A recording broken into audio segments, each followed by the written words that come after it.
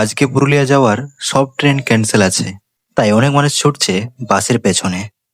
কিন্তু বাস তো একদম ফুল হয়ে গেছে, একদম জায়গা নেই। তাই আমি উঠে পড়েছি বাসের উপরে। অনেক মানুষকে ছেড়ে দিচ্ছে, নিচ্ছেই না। নিচেও ফুল, উপরে উপরে ফুল, সব জায়গায় ভর্তি হয়ে গেছে। আর এখন তো সময় হয়ে এলো 5:45 সকাল। একদম সকাল সকাল বেরিয়ে গেছি আমি, কারণ রাত্রেবেলা খবর পেলাম যে একদম চলছে না, সব ট্রেন বন্ধ আছে। তাই সবাইকে গুড মর্নিং। এখন আমি বেরিয়ে পড়েছি পুরুলিয়া যাওয়ার জন্য। আমি পুরুলিয়া যাব, আমার নিজের বাড়ি রাঁচি থেকে পুরুলিয়া। দেখছো কত মানুষ, কিন্তু যাওয়ার জন্য একটাও জায়গা ফাঁকা নেই। তবু মানুষ বলছে আমি উপরে চাপবো, উপরে জায়গা নেই, তবু চাপবে।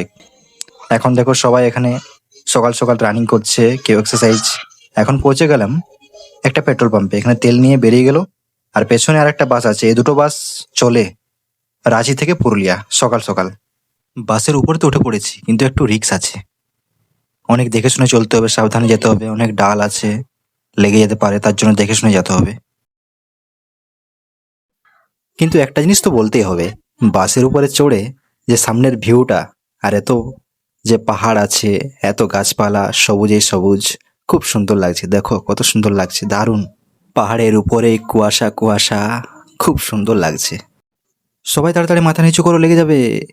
যা, বেঁচে গেলাম। খুব সাবধানে যেতে হচ্ছে। দেখো তোমাদেরকে আরেকবার দেখাচ্ছি সামনের ভিউটা, কত সুন্দর লাগছে তাই না? দেখো, খুব সুন্দর লাগছে, খুব সুন্দর।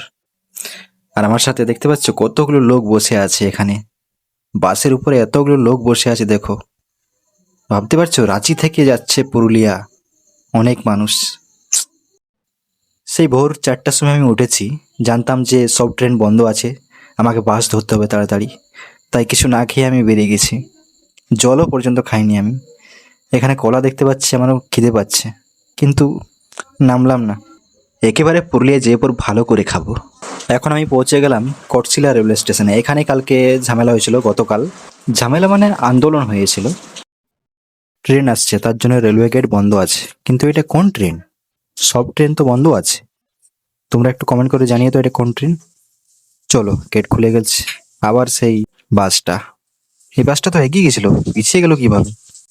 তো বন্ধুরা, ফাইনালি এখন পৌঁছে গেলাম পুরুলিয়া বাস স্ট্যান্ডে। আমি রেডি হচ্ছি, ব্যাগ নিচ্ছি নিচে নামার জন্য। আর এই বাস পেছনে পেছনে এলো কংসাবতী।